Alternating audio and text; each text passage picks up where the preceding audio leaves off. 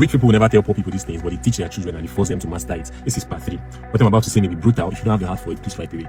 Rich people teach their children that they don't have the liberty to do just any type of job. You won't see a rich man's child being a graphic designer. You won't see a rich man's child being a programmer. You won't see a rich man's child being a freelancer. They teach them that the real wealth is in ownership.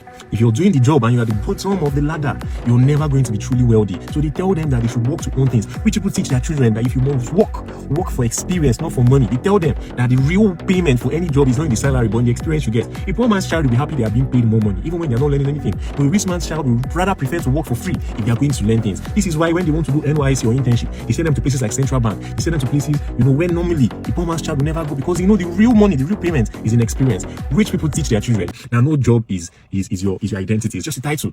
Your real value comes from what you give, what you know, what you bring to the table, not the title you're wearing. So the rich man's child can be an intern at a company, but will still be more useful than a project supervisor because he brings experience and connection to that job, not just what he knows. So if you're a poor man's child listening to me now, know these things I'm saying is not supposed to be an attack on you. It's supposed to be something so you can go back and look at yourself. This thing I'm currently doing, am I doing it at the best of my abilities? Am I the top person in my company, in the states, in the country? Because if you're not, then you're not thinking like a rich man's child. A rich man's child will always think, I cannot do this thing. I cannot just be a programmer. I have to be so good that I can employ other programmers, that I can lead other programmers at my workplace. Rich people teach their children that the real reason why anybody should work should be for ownership. Where you work, if you're not in the leadership team, you should be striving, because that's when you own something. That's when you own something.